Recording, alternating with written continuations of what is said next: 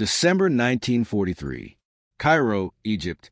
The conference room at the Mina House Hotel sits in the shadow of the pyramids. Inside, the fate of millions hangs on a conversation between two men. President Franklin Roosevelt stares out the window, his cigarette holder clenched between his teeth. Behind him, General George Marshall stands at attention, his face revealing nothing. The question has been asked and answered a dozen times in a dozen different ways. But now, finally, Roosevelt must decide who will command the largest military invasion in human history. The obvious choice stands before him. George Marshall, architect of Allied strategy, organizer of victory, the man Winston Churchill calls the noblest Roman of them all. Marshall has earned this command through 4 years of tireless work transforming America's small peacetime army into a war machine capable of fighting on 2 continents simultaneously. But Roosevelt cannot escape a single thought that has haunted him for weeks. I cannot sleep at night with you out of the country. In Washington, another general waits. Not patiently. George Patton never does anything patiently. He paces, he curses, he polishes his ivory-handled revolvers. He knows the invasion is coming. He knows he should lead it. After all, isn't he America's best combat commander? Hasn't he proven that in North Africa, in Sicily, everywhere he's fought? Yet Patton will not lead the invasion. He won't even participate in the initial assault. And in London, a third general, relatively unknown to the American public, continues the exhausting work of planning Operation Overlord. Dwight Eisenhower coordinates with British commanders, reviews logistics, settles disputes, builds a coalition that must hold together the invasion is to succeed. Roosevelt makes his decision. Marshall will stay in Washington. Eisenhower will command Overlord. And Patton will serve in the most unusual role of his career. This is the story of why America's most aggressive, most successful, most feared combat general was kept away from the greatest battle of World War II. It's a story about leadership, about knowing when brilliance in one arena doesn't translate to another, and about the hard wisdom required to place the right person in the right position at the right time. It's a story that begins not in 1943, but decades earlier, with 3 very different men following 3 very different paths toward the same destination. The warrior, George S. Patton, Jr. November 11th, 1885, San Gabriel, California. George Smith Patton, Jr. enters the world on Armistice Day, though that war is still 33 years in the future. The Patton family traces its military lineage back to the Revolution. Young George grows up surrounded by stories of ancestors who fought and died for causes they believed in. His grandfather, a Confederate colonel, fell at Winchester. His great-uncle rode with Jeb Stuart. These aren't just family stories. They're sacred texts that shape the boy's understanding of what it means to be a man. But young George faces a challenge his warrior ancestors never encountered. He cannot read easily. Letters swim on the page. Words refuse to hold still. We would call it dyslexia today. In 1890s California, they simply think he's slow. He isn't slow. He's burning with an intensity that frightens even his own family. He memorizes entire books by having them read aloud. He studies military history with an obsession bordering on mania. He develops a philosophy that will guide him for life. Attack, always attack. Never defend, never retreat, never accept anything less than total victory. At West Point, he struggles. Academic work that comes easily to others requires him to study twice as long. He repeats his first year, a humiliation that would break a lesser man. But Patton graduates in 1909, and something in him has been forged harder than iron by that struggle. In 1912, he competes in the Stockholm Olympics in the modern pentathlon, a competition designed to test military skills. He finishes 5th, though controversy surrounds his pistol shooting scores. Some say he should have placed higher. Others whisper that he missed the target entirely, and the bullet passed through a previous hole. The truth doesn't matter. What matters is that Patton believes he was robbed, and that belief feeds a competitive fire that would define his career. Mexico. A young Lieutenant Patton accompanies General John Pershing on the expedition, hunting Pancho Villa. During a raid on a ranch, Patton personally kills 2 of Villa's men with his revolvers, then straps their bodies to his vehicles and drives back to camp. The newspapers love it. They call him the bandit killer. They write breathless accounts of this dashing young officer who brings the Old West to modern warfare. Patton keeps the newspapers. He reads them over and over. He understands something fundamental. Reputation matters. How you appear matters almost as much as what you actually do. France. The Great War is ending, but for Patton, it's just beginning. He finds his calling in the muddy fields of France. Not in the cavalry he loves, but in a new weapon that most officers dismiss as a mechanical novelty. The tank. Patton sees what others miss. Armor plus mobility equals breakthrough. The trench warfare that has paralyzed the Western Front for 4 years can be shattered by machines that don't care about machine gun fire. He establishes America's first tank school. He writes the doctrine. He trains the crews. And when the Meuse-Argonne offensive begins, he leads from front, literally. When his tanks get stuck, he climbs out and walks ahead, directing them forward while German bullets snap past. A machine gun burst catches him in the thigh. He goes down, bleeding badly. His men want to evacuate him. He refuses. He continues directing the attack from a shell crater until he passes out from blood loss. He wakes up in a hospital with a Distinguished Service Cross and a reputation for personal courage that will follow him forever. The war ends. Patton's war is just beginning. Through the 1920s and 1930s, while other officers settle into peacetime routine, Patton studies. He reads everything ever written about warfare. He corresponds with British tank commanders. He argues endlessly with Army bureaucrats who see tanks as nothing more than mobile pillboxes to support infantry. He meets another officer equally obsessed with tanks, Major Dwight Eisenhower. Despite coming from completely different worlds, they become friends. They experiment together, write articles together, dream together about a future war that will be won by speed and steel. The Army doesn't listen. Tanks remain shackled to infantry tactics. Congress won't fund modernization. Both men are told to stop talking about mechanized warfare or face career consequences. Eisenhower stops talking publicly. He's a pragmatist. Patton doesn't stop. He can't. The future is so clear to him that silence feels like betrayal. By 1940, when war erupts across Europe, Patton is 54 years old. Many officers his age are thinking about retirement. Patton is thinking about vindication. Everything he's believed, everything he's argued for, everything he's been told was impossible. The German blitzkrieg proves him right. Tanks smash through Poland in weeks. France falls in 40 days. The future warfare has arrived, and it looks exactly like Patton's dreams. Finally, his moment has come. The organizer, Dwight David Eisenhower. October 14th, 1890. Denison, Texas. Dwight Eisenhower enters the world in a 2-room house to a family that has nothing but faith and hard work. His father moves the family to Abilene, Kansas, where he works at a creamery for modest wages. The Eisenhower boys, 6 of them, grow up rough. They fight, they work, they make their own entertainment. Young Dwight, called Ike by everyone, learns early that getting along with different personalities is essential to survival. He's bright but not exceptional, athletic but not outstanding, popular but not a leader.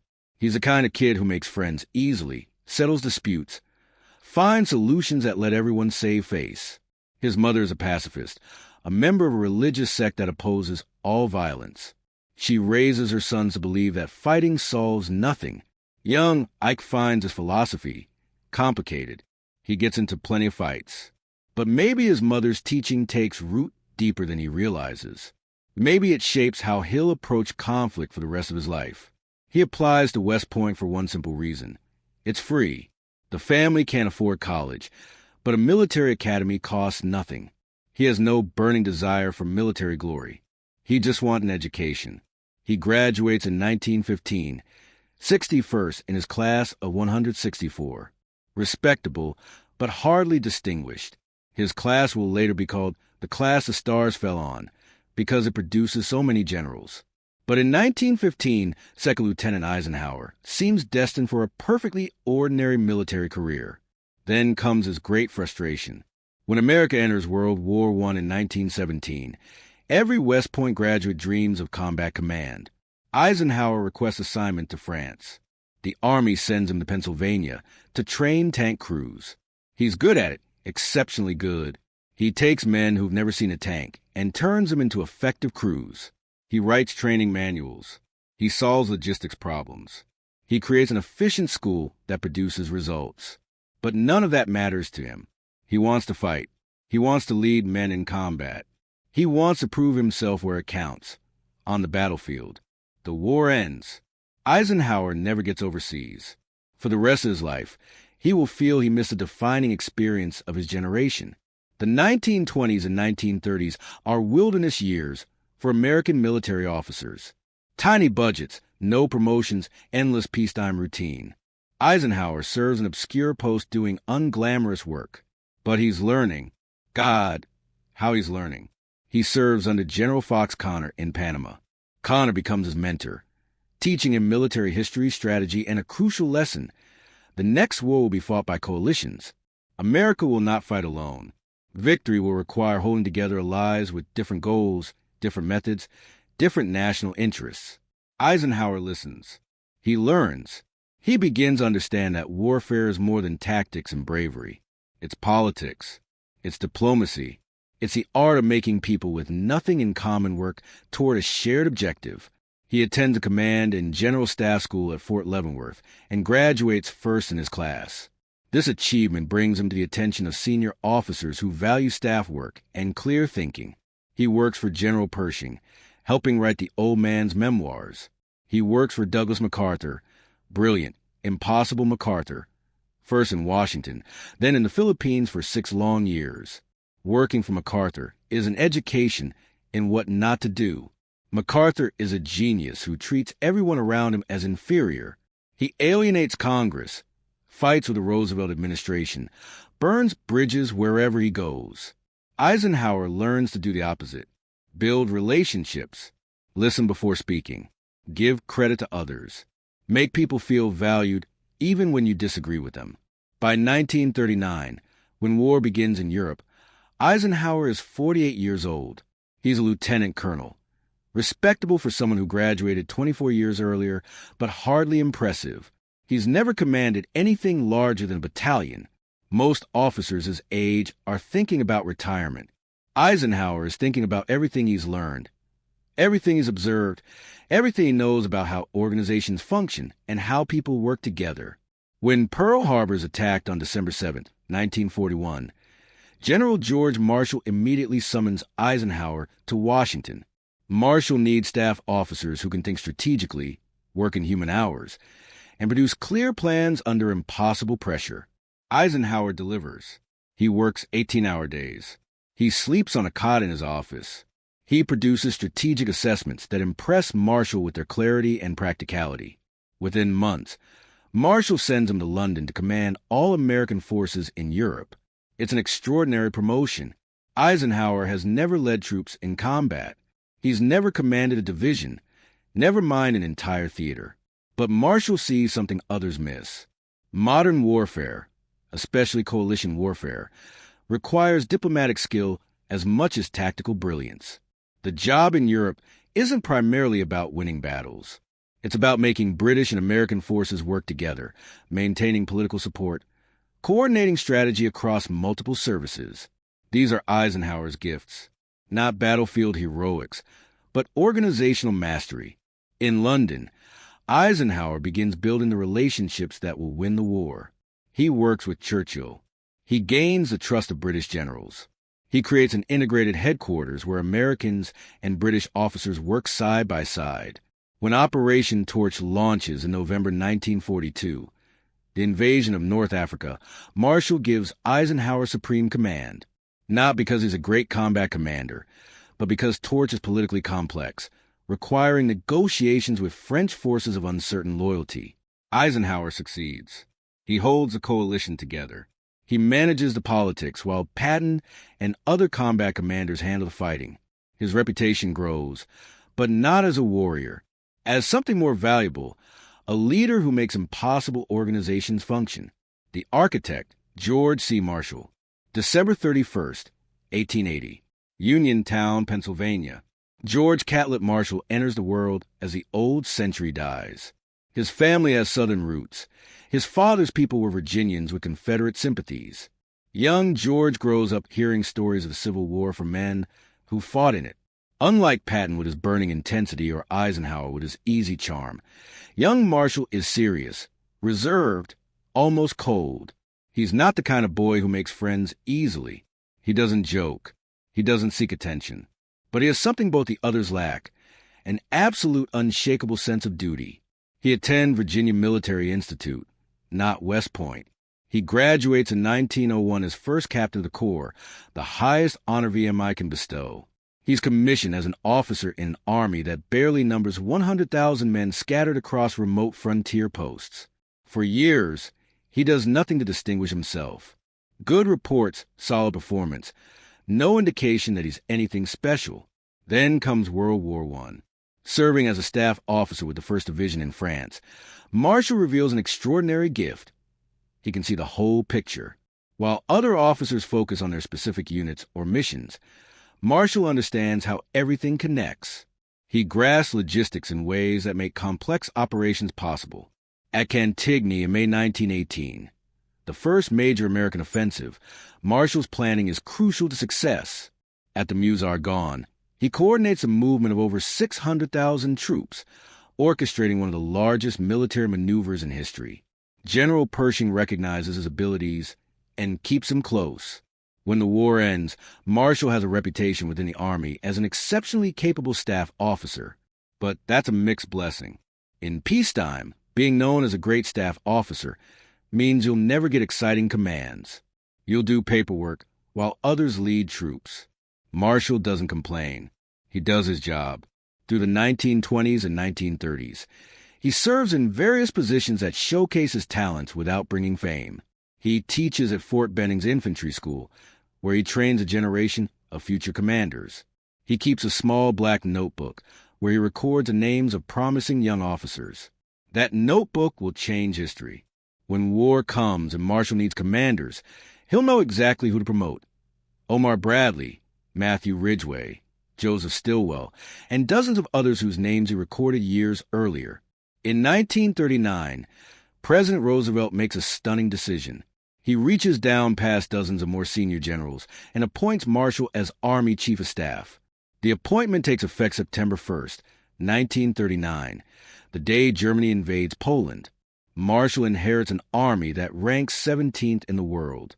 It's smaller than Belgium's army. It has outdated equipment, inadequate training, obsolete doctrine. Most Americans don't want a large military. Congress won't fund expansion.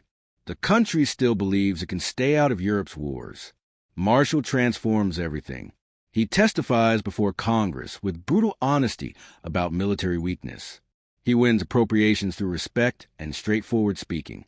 He expands the Army from 174,000 to millions. He creates training centers. He promotes talented officers regardless of seniority. He establishes the doctrine and structure that will win the war. Most crucially, he becomes Roosevelt's most trusted military advisor. The president values Marshall's honesty. Marshall never tells Roosevelt what he wants to hear. He tells him what he needs to know. By 1943, Marshall is the indispensable man. He coordinates global strategy. He manages relationships with Churchill and the British chiefs. He balances competing demands from MacArthur in the Pacific and Eisenhower in Europe. He ensures congressional support. He maintains the industrial mobilization that provides weapons and supplies. Everyone assumes Marshall will command the invasion of France. He's earned it. He deserves it. Churchill supports it. Stalin demands to know when it will happen. But Marshall never campaigns for the position. When Roosevelt asks what he wants, Marshall gives the same answer every time. The decision is yours, Mr. President. I will serve wherever you think I can be most useful. It's not false modesty. Marshall genuinely believes personal ambition has no place when the fate of nations hangs in the balance. That selflessness will cost him the command he deserves. But it will also prove he's exactly the kind of leader the nation needs. August 3rd, 1943. Sicily. The invasion of Sicily is succeeding. Allied forces are pushing across the island against determined German resistance. In less than 2 weeks, they'll capture the strategic city of Messina. General George Patton commands the 7th Army with his trademark aggression. His forces race across western Sicily, then turn east in direct competition with British General Bernard Montgomery to see who reaches Messina first. Patton wins that race. His troops enter Messina on August 17th, beating Montgomery by hours. Patton is exultant. This is his kind of war, fast, aggressive, victorious. But something has happened that will overshadow his military achievement and fundamentally alter his future. On August 3rd, Patton visits an evacuation hospital. Walking through the wards, he encounters a soldier with no visible wounds. When Patton asks what's wrong, he's told the soldier is suffering from battle fatigue, what we would call combat stress or PTSD. Patton explodes. He slaps the soldier. He calls him a coward. He orders him back to the front. Medical personnel are shocked, but the incident is reported through medical channels and temporarily contained. 7 days later, Patton visits another hospital. Again, he encounters a soldier diagnosed with battle fatigue. Again, Patton loses control. He slaps the man twice, so hard the soldier's helmet flies off. Then Patton draws one of his ivory-handled revolvers and waves it at the soldier's head, threatening to shoot him for cowardice. Doctors and nurses who witness this are horrified. They submit reports. The reports reach General Eisenhower. Eisenhower faces an agonizing dilemma. Patton is arguably the Allies' most effective combat general.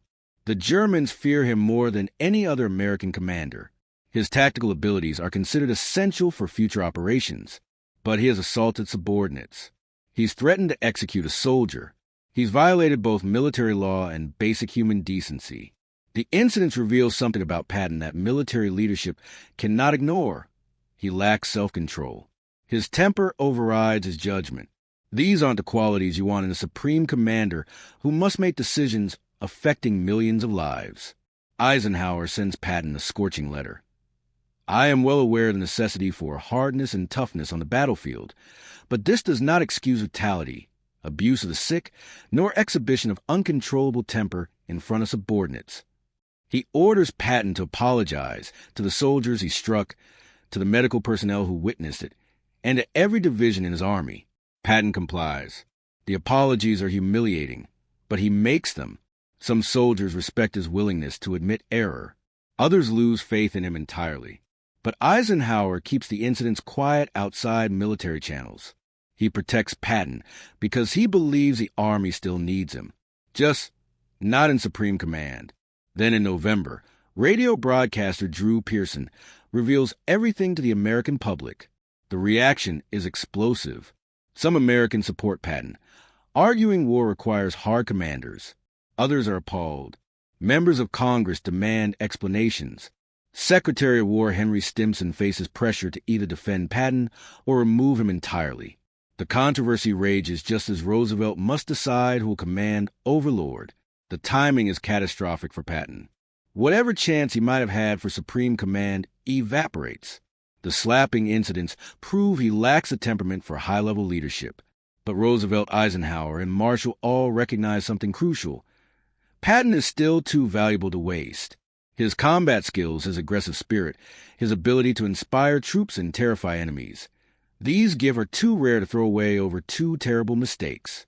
The question is, what do you do with a brilliant general who cannot control his own temper? Cairo, Egypt, late November 1943. Roosevelt, Churchill, and their military chiefs gather for a conference that will determine Allied strategy. Then they fly to Tehran to meet Stalin. Stalin is blunt. Who will command Overlord? He suspects Anglo-American delays. He wants a name, a commitment, proof that the invasion will actually happen. Churchill supports Marshall, though privately he worries about losing the organizational skills that make Marshall so effective in Washington. Everyone assumes it will be Marshall. He's earned it through 4 years of tireless work. He's the architect of Allied strategy. He's trusted by everyone. But Roosevelt cannot shake his concern. Removing Marshall from Washington solves one problem while creating another. In Washington, Marshall coordinates the entire global war effort. He manages relationships with Congress. He balances Pacific and European theaters. He works with the Navy despite inter-service rivalries. He maintains the industrial mobilization. He deals with difficult commanders like MacArthur. Who could replace him? Admiral King might do it, but King is Navy and the Army needs an Army chief. Eisenhower could come back. But then who commands in Europe? The more Roosevelt thinks about it, the clearer it becomes. Marshall is more valuable in Washington than anywhere else. But how do you deny a man the command he deserves? On December 5th, Roosevelt invites Marshall to a private meeting. According to Marshall's later recollection, Roosevelt hedges, circles the issue, clearly uncomfortable with what he must say. Finally, Roosevelt asks directly, "What do you want to do, George?" Marshall gives the answer he's given every time. "The decision is yours, Mr. President. I will serve wherever you believe I can be most useful." Roosevelt makes his decision. "I feel I could not sleep at night with you out of the country." Marshall will stay in Washington. Someone else will command Overlord. That leaves a question. Who? The answer is obvious once you ask the right question. Overlord isn't primarily about winning battles. It's about coordinating the most complex organizational challenge in military history. The invasion will involve over 3 million men from multiple nations with different command structures, strategic priorities, and tactical doctrines.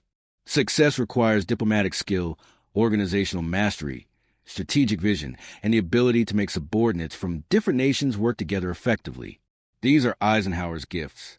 On December 7, 1943, exactly 2 years after Pearl Harbor, Roosevelt informs Eisenhower of his appointment. "Well, Ike, you're going to command Overlord." Eisenhower is stunned. He expected Marshall to receive the command. Now, he faces the greatest military responsibility in history. Marshall sends him a brief note. "Dear Eisenhower, I thought you might like to have this as a memento." And Patton? Patton will play the most unusual role of his career, the role that will prove more strategically valuable than leading any army. London, England, early 1944. While Eisenhower establishes his headquarters and begins planning Overlord, Allied intelligence officers are developing the most elaborate deception operation in military history. The concept is elegant. Make the Germans believe the main invasion will strike Pas-de-Calais, the narrowest point of the English Channel, while the Allies actually invade Normandy. But the deception must be perfect. Even after Normandy landings begin, German forces must continue believing Calais is the real target. Otherwise, they'll rush reinforcements to Normandy and potentially crush the beachhead.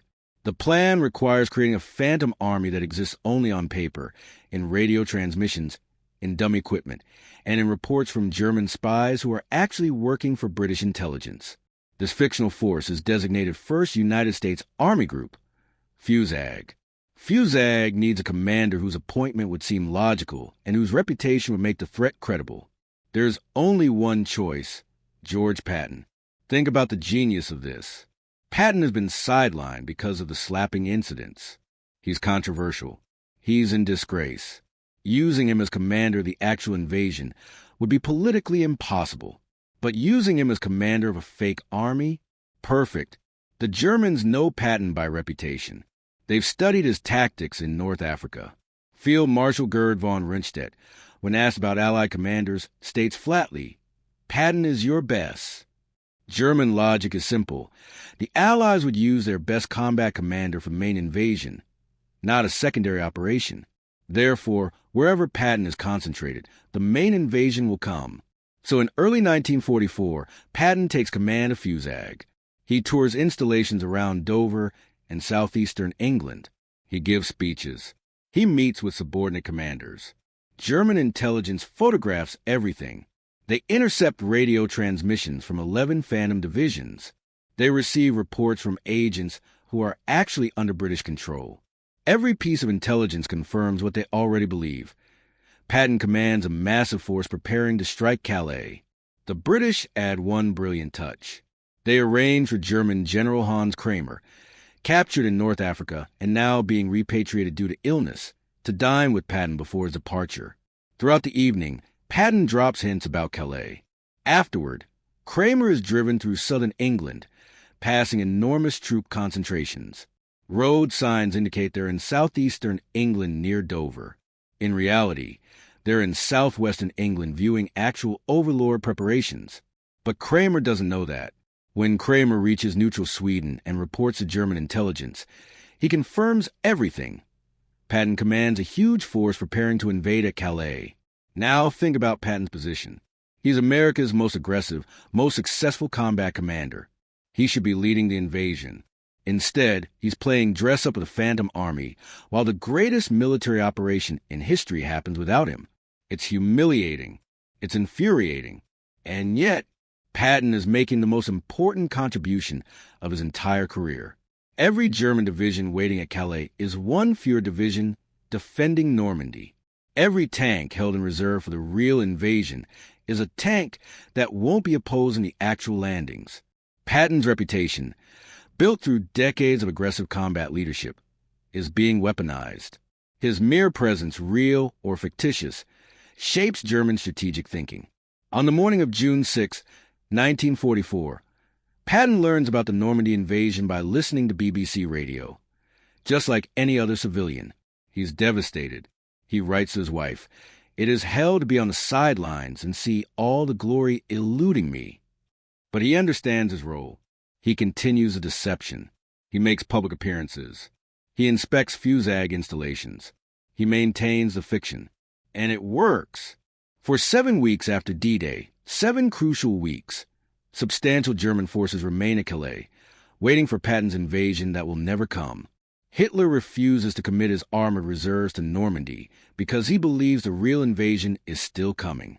The German 15th Army sits idle while Allied forces expand their beachhead. The Allies had hoped the deception might buy them 2 weeks. It buys them 7.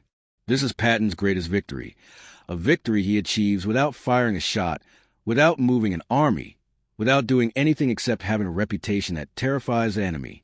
History's greatest irony. The warrior who lived for combat, who craved glory above all else, makes his most strategically valuable contribution by not fighting. June 6, 1944. Normandy, France. At 6:30 a.m., Allied soldiers storm 5 beaches across 50 miles of French coastline. This is Eisenhower's moment. For months, he's coordinated every detail. He's expanded the invasion from 3 divisions to 5, arguing for more landing craft, more air support, more of everything. He's managed difficult personalities, Montgomery's arrogance, de Gaulle's pride, Patton's impatience. He's made the hardest decisions a commander faces. He approved the airborne assault despite predictions of catastrophic casualties. He chose to proceed on June 6 despite terrible weather, knowing delay might compromise security. The night before, he visited the 101st Airborne, paratroopers who would drop behind enemy lines with expected losses of 70%. He walked among them, joking about fishing, asking about hometowns. After they departed, he wrote a message accepting full responsibility if the invasion failed. If any blame or fault attaches to the attempt, it is mine alone. Now, as reports flow in from Normandy, Eisenhower can only wait. He's done everything possible. Success or failure rests with the men on those beaches. By day's end, approximately 156,000 Allied soldiers have landed. Casualties total around 10,000, terrible but far less than feared. The beachhead holds. The invasion succeeds because of Eisenhower's planning and leadership. The expanded front prevents Germans from concentrating against a single point. The airborne drops confuse German commanders and delay reinforcements. Naval gunfire provides crucial support. Air superiority prevents German aircraft from attacking. Most critically, the deception works perfectly. Hitler refuses to commit his armored reserves because he still believes Calais is the main target. As fighting rages in Normandy, substantial German forces remain idle, waiting for Patton's Phantom Army. August 1st, 1944. After 2 months of fierce fighting, Patton's Third Army finally becomes operational. Operation Cobra has broken German defensive lines. Through that breach pours Patton's armor in a campaign that validates every claim about his abilities. His forces move with stunning speed. They race west into Brittany, then wheel east, then turn northeast. In 30 days, Third Army covers ground planners estimated would require 6 months. Patton employs tactics he spent decades developing. Speed, aggression, appearing where enemies don't expect him. His divisions move so fast that airborne units complain he's overrunning their planned drop zones. By late August, fuel shortages finally halt the advance. Third Army has outrun its supply lines. Eisenhower faces a choice. Concentrate all fuel on Patton and let him drive deep into Germany, or distribute resources across a broad front. Eisenhower chooses the broad front strategy. It's safer. It maintains pressure everywhere rather than creating a vulnerable salient. Patton is furious. He believes he could have reached Berlin by Christmas if given supplies. But Eisenhower is thinking strategically. He's responsible for the entire campaign, not just Third Army's glory. His decision reflects understanding that supreme command requires balancing multiple objectives and managing risk across the entire front. December 1944, the Ardennes Forest. Germany launches its final major offensive, a desperate gamble to split Allied armies and recapture Antwerp. The attack creates chaos. American forces are surprised, outflanked, surrounded. The 101st Airborne at Bastogne, the paratroopers Eisenhower visited before D-Day, are encircled. Eisenhower immediately recognizes the crisis and the opportunity. German forces are exposing themselves beyond their supply lines. He summons Patton and Bradley to Verdun on December 19th. He needs Third Army to disengage, pivot 90 degrees north, and attack into the German flank to relieve Bastogne. When Eisenhower asks when Patton can attack, Patton replies, December 22nd, 3 days. Patton claims he can move an entire army 90 degrees and attack in 3 days. Eisenhower calls it optimistic, perhaps impossible. But Patton isn't exaggerating. His intelligence officer predicted this attack. Patton ordered contingency plans prepared. Now he executes them. Third Army attacks on December 22nd, driving through blizzards toward Bastogne. On December 26th, they break through. By January's end, the Battle of the Bulge is over.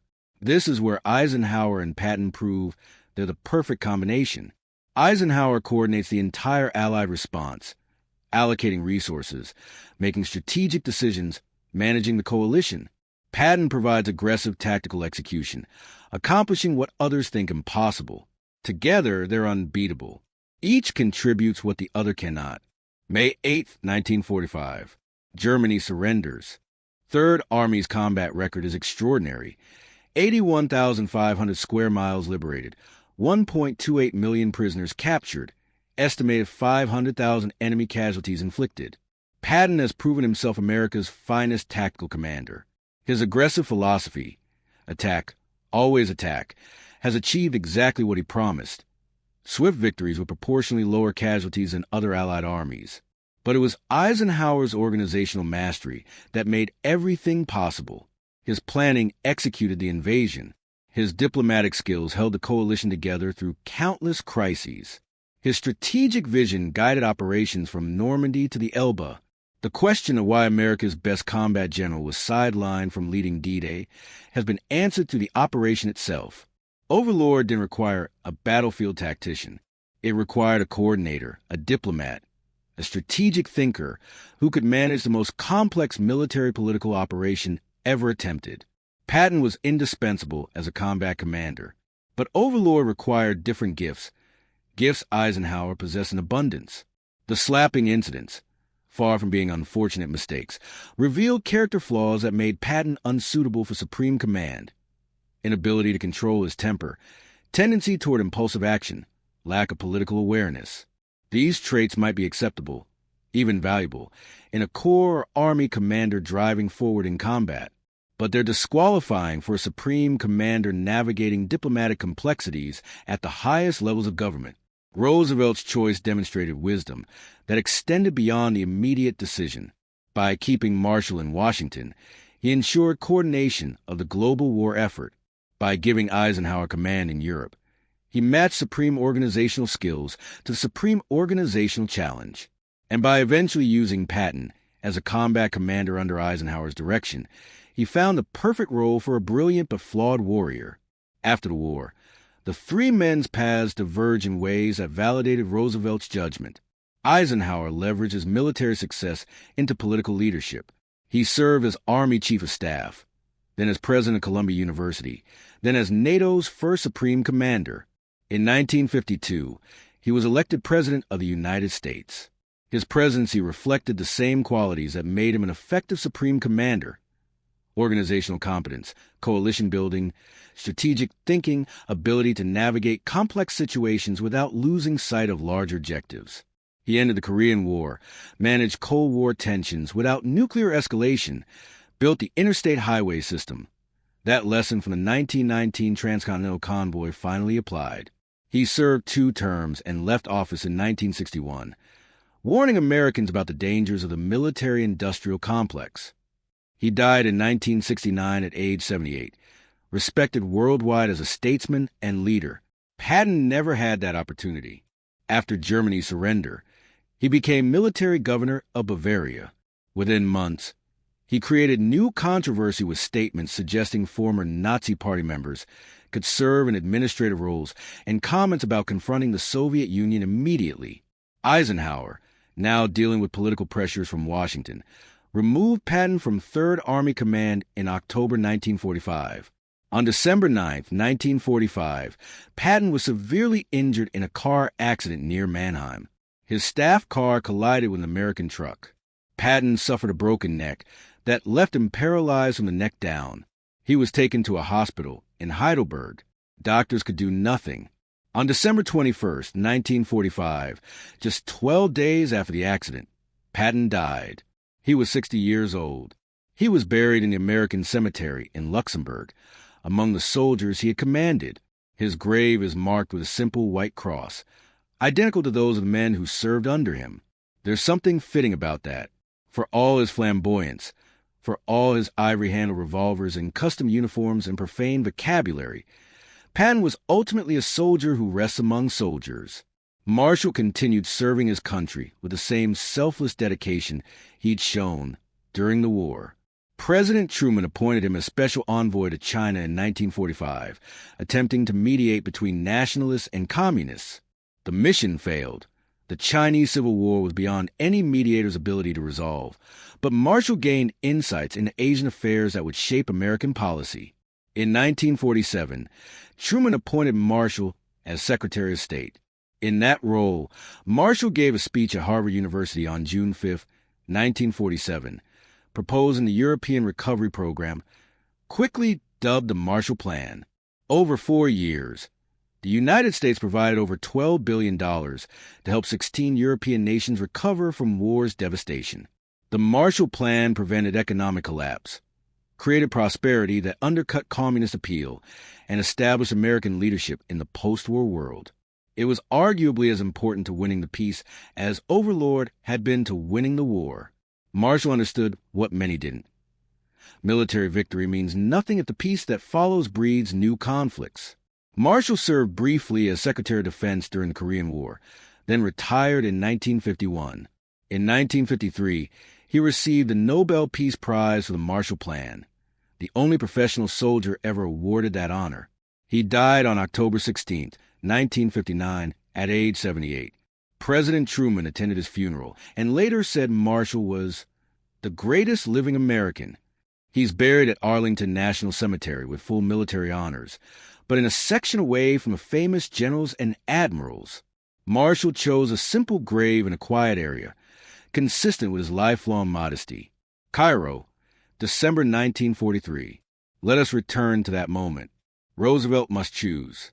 And in making his choice, he demonstrates understanding of a truth that transcends military operations and applies to all human organizations. Different levels of leadership require different capabilities.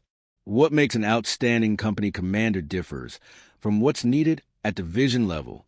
What makes an excellent corps commander differs from requirements at Army level. And what's needed for Supreme Command is different still. Tactical brilliance, the kind Patton possessed in abundance, is essential at lower levels where immediate decisions determine whether battles are won or lost. But Supreme Command requires seeing the entire picture. It requires balancing competing priorities, managing coalitions, thinking politically as well as militarily, making subordinates from different backgrounds work together. These were Eisenhower's gifts. Patton could win battles. Eisenhower could win wars. Patton could destroy enemy armies. Eisenhower could hold together the alliance that made those victories possible. Patton inspired soldiers with aggressive leadership. Eisenhower inspired nations with steady coordination. Both were essential, but they were essential in different roles. Roosevelt understood this. So did Marshall. So ultimately did Eisenhower. The decision to sideline Patton from D-Day was a rejection. It was recognition that supreme command required different talents than those Patton possessed. Consider what might have happened if Roosevelt had chosen differently. If he'd given supreme command to Patton, the diplomatic coalition might have fractured. Patton's impulsiveness, his lack of political sensitivity, his inability to work smoothly with British commanders, these traits that barely mattered when he commanded an army would have been catastrophic at supreme level. The slapping incidents provided evidence. When Patton lost control with subordinates over relatively minor provocations, he demonstrated unfitness for a position where diplomatic control was paramount. If Roosevelt had given command to Marshall, the invasion might have succeeded. Marshall was competent at everything, but removing him from Washington would have weakened global coordination. Who could replace Marshall's ability to work with Congress, manage MacArthur, balance competing theater demands, maintain industrial mobilization? The answer is no one. Marshall was irreplaceable in Washington. So Roosevelt made the only choice that actually made sense once you asked the right questions. Keep Marshall where his organizational genius had global impact. Give Eisenhower the role that matched his coalition building and strategic skills. Use Patton where his tactical excellence and aggressive spirit could achieve maximum effect. First as a deception, then as a combat commander. The result was the liberation of Western Europe and the defeat of Nazi Germany. This story has implications beyond World War II. In every organization, military, corporate, governmental, educational, leaders face the challenge of matching people to positions. The temptation is always to promote the best tactical performer to strategic roles. But tactical excellence doesn't automatically translate to strategic capability. The skills that make someone outstanding at execution may not be the skills needed for planning, coordination, and long-term vision. The greatest leaders understand this. They recognize that different levels require different capabilities. They have the wisdom and the courage to place people in roles that match their true strengths, even when those placements seem to violate conventional expectations. Roosevelt possessed that wisdom. He had the courage to deny Marshall command he deserved, to give Eisenhower a responsibility that seemed beyond his experience, and to sideline Patton despite his tactical brilliance. And he was proven correct by results. When D-Day succeeded, when Allied forces pushed across France, when Germany finally surrendered, the wisdom of Roosevelt's choice became undeniable. The right person in the right role at the right time. Marshall coordinating from Washington. Eisenhower commanding in Europe. Patton executing at army level. Each man contributing what he alone could contribute. Each serving where his unique talents had maximum effect. Together, they formed an unbeatable combination. June 5, 1944. Evening. Eisenhower stands at an airfield near Newbury, watching paratroopers of the 101st Airborne prepare to board their aircraft. These men will drop into Normandy in darkness.